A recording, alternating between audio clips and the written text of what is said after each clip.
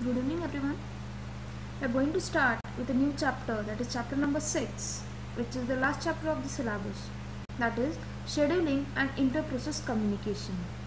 Now in this chapter, rather we are going to see how the different types of scheduling process is carried out for this embedded system and how the communication is going to take place.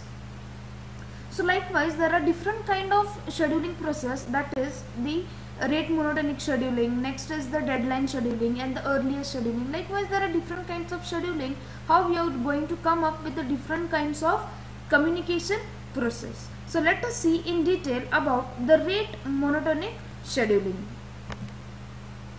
Before going in deep to this rate monotonic scheduling, let us see how exactly this schedule is been carried out. Actually, this schedule is been carried out according to the priority basis. Okay, so it is a priority algorithm. This rate monotonic scheduling is nothing but it is dependent on the priority algorithm that is going to belong on the static priority scheduling category of the real-time operating system. Basically, the priority driven scheduling algorithm is of two types. First one is the fixed scheduling, and the second one is the dynamic scheduling. In fixed scheduling, there are two types. First one is the rate monotonic scheduling and the second one is the deadline monotonic scheduling. As well as in the dynamic type of scheduling, it is categorized again into two types. First one is the earliest deadline first scheduling and the second one is the least slack time scheduling. So depending upon the fixed dynamic scheduling, we are going to see the first point, that is the real time or the real monotonic or the rate monotonic scheduling. This rate monotonic scheduling is based on as it is a fixed. Now fixed means what? In this fixed monotonic scheduling, actually the priority whatever it is been given, as I told you earlier, this fixed type of scheduling whatever it is, these are based on the priority algorithm. So it is the priority algorithm that is basically belonging to the static priority scheduled under the category of real-time operating system. So it is a primitive in nature. So the priority is decided according to the cycle time of the processes that are involved. Now this priority whatever it is been decided according to the different priorities or different cycles. Now this different cycle is based on the period. It is based on the deadline schedules. It is based on the it is based on the deadline schedule period, and it is obviously based on the executing time. So these are different kinds of cycle. Depending upon that, the priority is being decided.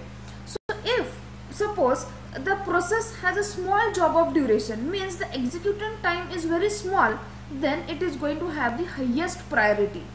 This is the main thing for the rate monotonic scheduling, is that if the executing time, that is E, you can call it as an E, if the E, that is the execution time, is very small, then it is having the highest priority.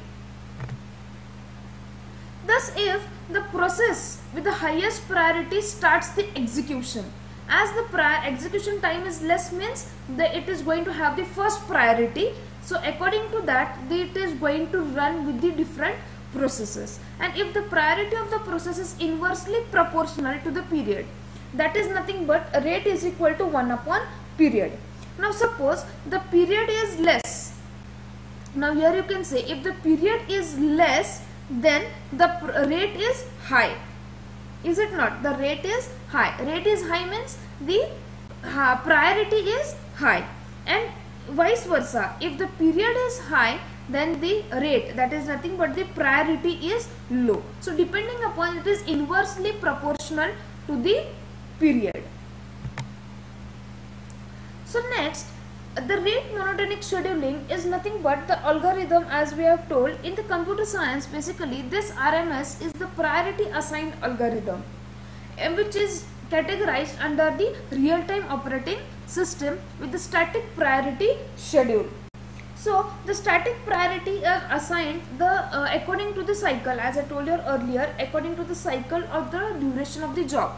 As the shorter the cycle of the duration, the higher the priority.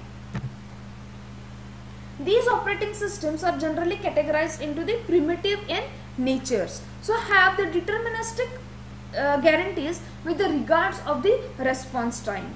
So the rate monotonic analysis is used in conjunction with those systems to provide the scheduling guarantees of the particular application. So with the example, we are going to see how this rate monotonic is going to schedule. So a simple version of the rate monotonic analysis assumes that the threads have the following priorities. Now we know we have seen the threads, also we have seen the processes. So with respect to that, the number of resources sharing, that is the process do not share, basically whenever it is going to share, these resources are not going to share the resources like the hardware resource, or it is not going to share a queue or any kind of semaphore like blocking or non-blocking systems like busy or wait conditions. These are not the things that are going to be shared. So it is the deterministic, a very guaranteed value whatever we are going to get, it is the deadlines are exactly equal to the periods. So the static priority, as I told you, the static in nature means the task with the highest priority that is going to run immediately in the primitive task of the natures. So the static priority assigned according to the rate monotonic conventions. That is, the task with the shorter periods or the task with the shorter deadlines are given the higher priorities. As I told you earlier, as the task is very small, as the duration of the job is very small, then the priority is higher. So context switching even the other times, or the thread applications or the thread other operations are free and no have any compact on the model. So it is now here this the rate monotonic scheduling is nothing but a mathematical model. It is a mathematical model that contains a calculated simulation period of time for the closed system. So when a round robin is going to, whenever there is a round robin function or the time schedulers are being organized, if they fail to meet the schedule, needs the otherwise. So for a particular mathematical object, what we need? We need the round robin or we need the closed loop system. If the system is started, output should be given in that particular time. So it should be a closed loop. So the rate monotonic scheduling looks like a run modeling for all the threads in the system, and it is going to determine how much time is needed to meet the guarantees for the set of threads in a question. So it proves that for a set of n periodic tasks, suppose there are n number of periods, so it is having a unique period, right, and which is feasible for the schedule that always meets the deadline if it is going to exist with the CPU utilization, and for the specific bound period, that is they depend upon the number of tasks. So for this schedulability, it is going to have some sufficient conditions. So let us see what is the sufficient condition for this RMS. Basically, this sufficient condition should meet the status. If this condition is satisfied, which is the condition? Let us see what the condition is. Summation of k is equal to 1 raised to n, where C of I upon Ti is greater than or equal to, less than or equal to u. That is nothing but it is going to give n number of periods into the bracket 2 raised to 1 upon n minus 1. So this is the schedulability test which is going to get the exact priority how it is going to schedule. Where you can say where Ci is nothing but the computation time, where Ti is the released period, that is nothing but the deadline of one particular period, and n is nothing but the number of processes that is being scheduled for that particular one time period. Okay. So when this condition is going to get satisfied, then the task which we have studied earlier, the task that is T1, T2, or likewise there are n number of tasks, this task is going to satisfy all the conditions. The conditions like execution time, the condition like the periods, or the condition like the deadlines. So these are all the period it is going to satisfy. right? And if this condition, all this time period is been scheduled, then with all the things, the sufficient schedule is possible without missing any deadline. If all the conditions are met, then without any missing of the deadline, the output has been given according to the priority. But in case suppose if all these things is been not satisfied, if this condition is not satisfied, then you cannot say that this condition will satisfy or not. Means these deadlines may miss sometimes. So to get the missing of the deadlines of the period, this condition has to satisfy. Now let us see one example with respect to this rate monotonic scheduling algorithm. Now here you can see, here are the three tables, that is first one is consisting of the process, second one is consisting of the execution time, and third one is consisting of a time period. Okay, so according to that sufficient condition which we have seen earlier, there are three processes, P1, P2 and P3. Then the execution time for P1 is scheduled as 3 and the time period is 20, where for the process P2 the execution time is 2 and the time period is 5, and for the process P3 the execution time is 2 and the time period is 10. So with respect to this, where we are going to see the P1, if we are going to consider the process P1, there first we need to calculate the LCM of all this period.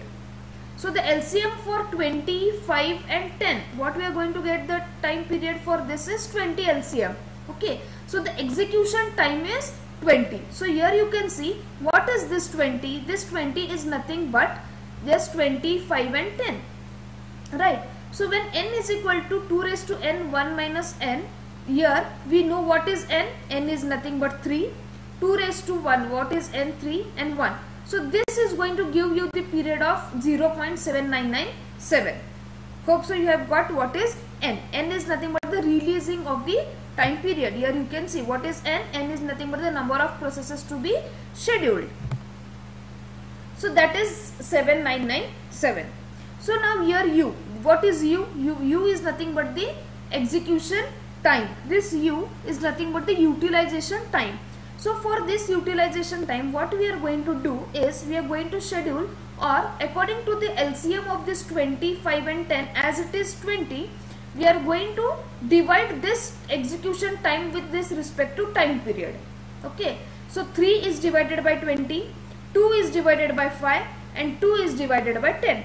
So with respect to all this, and the LCM of 2, 5 and 10 is 20, so the output we are going to get is 0.75. So with respect to that, let us see what is the scheduling time.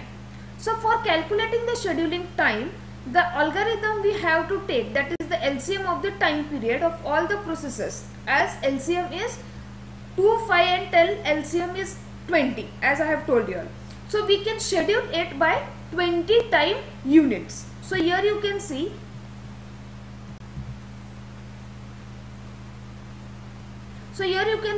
the period P0 to 20 is been scheduled. Why only we have taken 20 is because the LCM of the example, here you can see the LCM is 20. So now once the scheduling time is fixed, that we need 20 time periods. Now next we are going to decide the priority. Okay, so as discussed above, we have seen above that the priority will be highest for the process which is having the least running time period. So here you can see the execution time for P2 is less, right? P2 is having less execution time period, means P2 is having the highest priority. After that P3 is having the less time period as compared to P1, means after P2 the priority goes to P3, and last then the priority is going to go for P1 as the time period is 20. So here, as discussed above, the priority will be the highest for the process which has the least running time period. Thus P2 will be have the highest priority, after that P3 and lastly the P1. So P2 is greater than P3 and greater than P1. So this is the priority we have decided now. Okay. First, the scheduling time has been decided, that is 20 time units we require, and for this 20 time period we required the P2, P3 and P1 priorities. Now here is the representation and flow graph. Okay, so first we have taken the P2. Now the execution time period is what? 0 to 20. 0 to 20 execution time period is same for all the three, P1, P2 and P3. But we have taken P2 first. Why? Because it is having the highest priority. Why it is having the highest priority? Because the execution time is less, that is only 5. Okay, so here you can see 0 to 5. In between 0 to 5, it is going to have 2 times the execution period. Okay, it is going to have the capacity is 2. So 2 times the execution period is going to fall. Immediately after, as it is 2, means in between 5 to 10 again 2 times, 10 to 15 again 2 times, and between 15 to 20 2 times. Means likewise 4 time periods it is been scheduled for process P2. Similarly next for P3. So for P3 the time period is 10. So here 0 to 10 only, here what we have taken 0 to 5. Why? Because execution time period is 5. Now here what we are going to take, the execution time is 10. So 0 to 10, in between 0 to 10 one time period it is going to execute, and in between 10 to 20 second period is going to execute. So in between 0 to 20 2 times it is going to get executed. And finally here in P1 it is having schedule is 20, means only in between 0 to 20 it is going to execute only once, that is P1. Okay. So in the above figure says that P2 will execute 2 times for the every 5 time units, process P3 will execute 2 times for every 10 time units, and process P1 will execute 3 times in 20 time units. Okay, so this has to be kept in mind for understanding the entire execution of the algorithm below. Now here we are going to schedule how exactly the rate monotonic time period is being scheduled. So here we have taken 0 to 20 time period, right? So we know in 0 to 20 the first priority is given to P2. So likewise in 0 to 5, here you can see in between 0 to 5 P2 is going to execute 2 times, means P1, P2, P2 2 times, right? Now in between P1 and P2 this time schedule is been given. So in between 0 to 2 time execution is 2. So in between 0 to 2 this P2, P2 is executed, right? Now again in between 0 to 5 this P3 is again going to execute 2 times, right? Now see, from here 2 to 5 it is been given as 2. So P2 and P3 and P3 it is going to execute 2 times, and finally in between this 5 P1 is been going to get processed. So this has to be kept in mind that immediately after 0 to 5 units again the priority, highest priority is given to P2. So again this P2 is going to get scheduled. So in between 5 to 10 again this P2 is going to execute over here. Okay, likewise P1 is going to execute over here. So the process P2 will run first for the 2 times units because it is having the highest priority, as I told you earlier.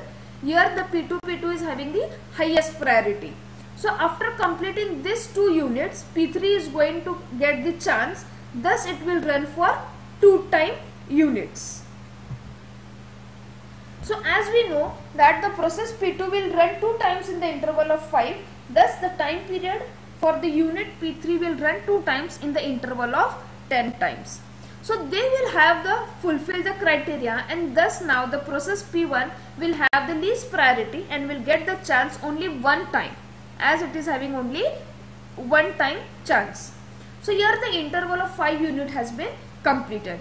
Now because the priority 2 will permit P1 and thus it will run 2 times. Here as I have told you all, after completing this 5, immediately in this time period from 5 to 10, now this 10 is going to execute before 1 unit, that is till 9, right? So here P1, after completing this P1, immediately P2 is going to run 2 times. Why? Because it is having the highest priority, and P1 will permit run the times.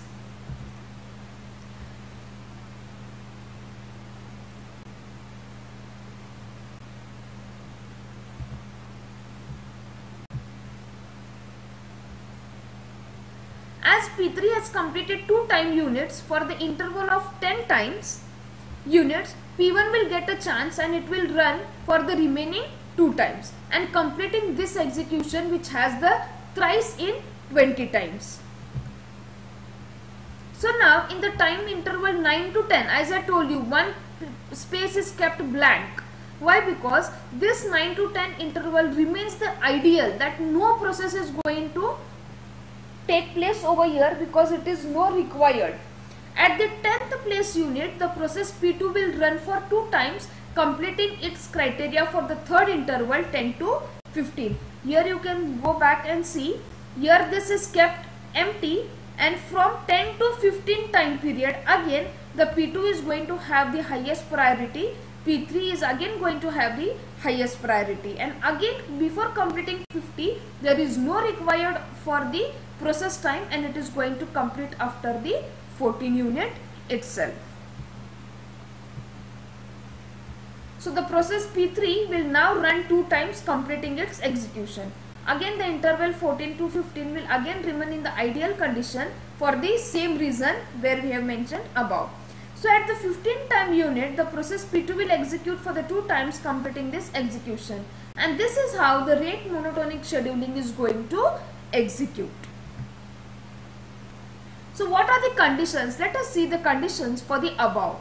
The analysis for the rate monotonic schedule assumes few properties that every process should possess. First one is, the process should not involve or share the resources with other processes, as we have defined earlier. Second, the deadline must be similar to this time periods. So whatever deadline, that is D, you are going to give for that particular time period should be similar for all the 3 time periods, and the deadlines should be deterministic. Second, the process running with the highest priority that needs to run. As we have decided earlier, whatever having the least the running capacity or the time execution period which is having the less, the highest priority is given to that particular process, and immediately the permitting is going to start from the highest priority. Second deadline is, or the second condition is that the priorities must be assigned to all the processes according to the protocol of the rate monotonic scheduling. So the advantages for this is that it is easy to implement. The rate monotonic schedule, as you know, if the scheduling is proper, if the priority is proper, if the execution time is proper, and the things are going to execute well, it is very easy to implement. Second, if any static priority assignments algorithm can meet the deadlines, then the monotonic rate scheduling can also be the same, and it is optimal in nature. And the third one is, it consisting of the calculated copy of the time periods, unlike other time sharing algorithms, as the round robin which neglects the scheduling needs to process. Now here if you as we have seen earlier, in between 2 processes or the third time interval or the second time interval, we have left one gap. Why? Because due to the round robin in nature, that time period is not required to mention every time. If the interval is going to end on the 15th period, immediately before 15th, that is means in 14th period you can end that scheduling. So this is because only for the round robin. But as it is having some advantages, it is also having some disadvantages, is like it is very difficult to support the aperiodic or the sporadic under this RMA. And this RMA is not optimal when task periods and deadlines are different. Now this is, as the periods are equal, that is nothing but the LCM is equal, this RMS is very easy to understand. But if it is not, then it is very difficult to implement. So here we end with the rate monotonic scheduling, and next, in the next lecture, we are going to start with the earliest deadline. This earliest deadline is nothing but the type of the dynamic scheduling. So for now, thank you.